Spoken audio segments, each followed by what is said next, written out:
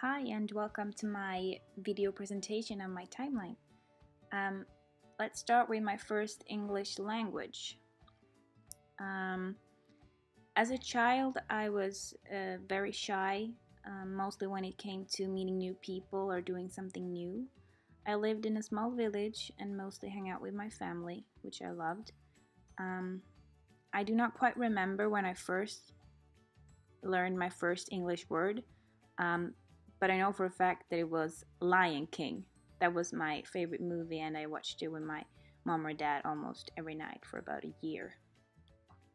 Then I started my first school years, and I don't quite remember much of it. I don't think that it was super fun. But from school year 6 to 9, I actually remember a few bits and pieces, and that favorite thing was writing letters to an English school class. That was a lot of fun. My first trip to another country was Rhodes in 2014, and I haven't learned so much English that I felt comfortable with speaking a lot. I didn't even have the guts to order my own ice cream, so my mom and dad had to do it for me.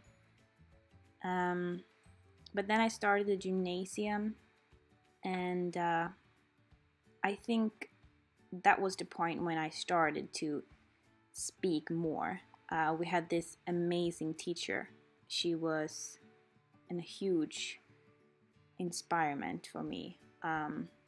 She was from America, so she spoke fluently, and she was super fun. She reminded me a lot of Anthony. And then when I went to Turkey in 2016, I felt a bit more comfortable with speaking, but I didn't really have to because we lived in a hotel where we had all-inclusive, and it wasn't until we were traveling home I really had to dare to speak because our transfer drove us to the wrong airport, so I had to kind of solve it so that we would get on the plane home, and I did, luckily.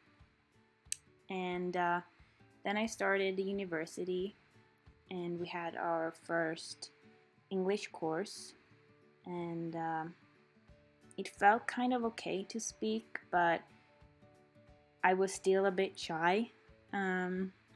And then I went to Crete in 2017, and it was kind of the same here. I did order my own food and stuff, but I did not quite speak so much more than I had to. And yeah, then we went to Liverpool. I was one of those who went to Liverpool with Monica, and that was for me so cool. I mean, I had never been in an English-speaking country, and I believe I learned so much, and it felt more natural to me to speak, and that was really awesome. And we spoke to each other and teachers and a lot of people, so that was really good.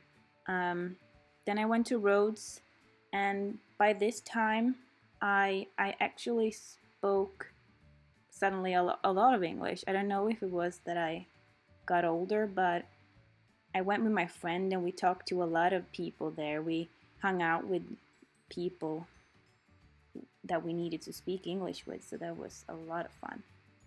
And today I read a lot of books, I listen to music, watch a lot of series speaking English, and I usually watch them without subtitles because I think it's better, and yeah, it's fun.